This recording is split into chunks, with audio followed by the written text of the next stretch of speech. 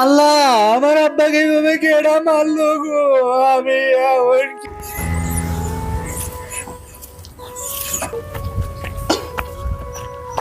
হে দাঁড়া, তুই জানোস না এই এলাকা ঢুকলে চাঁদা দেওয়া লাগে? বাবা রে, এই যে আজকে দোকান নিয়ে বাড়াইছি, বাড়ির বাচ্চা একটাও অসুস্থ। এখন আমি তো আর জানি না দিলে এটা চাঁদার এলাকা, কিন্তু বাবা আমি আজকে চাঁদা মাদা দিতে পারবো না।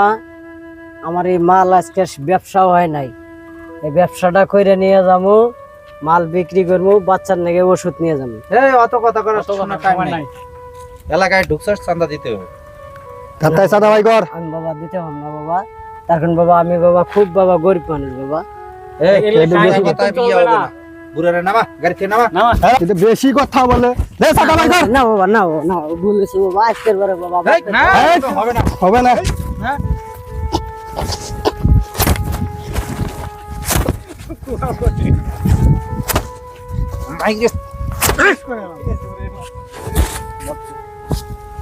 এ তো মারা গেছে। আব্বা যে সকালে বাড়াইলো ওষুধ আনবার নাকি, ও আব্বার তো আর খোঁজ খবর নাই। তুই একটু আগাই যাই।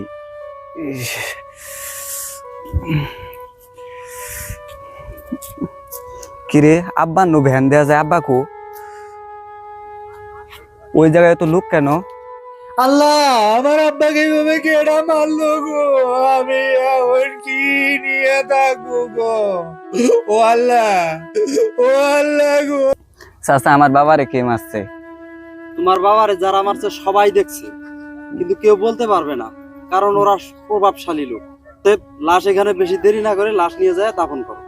তাহলে গরিব বিলে কি আমাদের কোনো মূল্য নাই? এই লাশের কোনো বিচার নাই?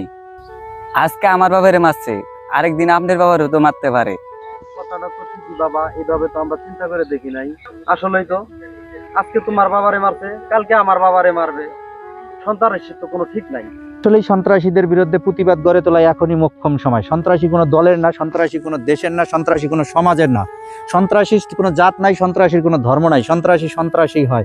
আমরা চাই উন্মুক্তভাবে ব্যবসা করতে, আমরা কোনো চাঁদাবাজি পছন্দ করি না। আমরা চাঁদাবাজ মুক্ত সমাজ চাই, চাঁদাবাজ মুক্ত দেশ চাই। ধন্যবাদ সবাইকে।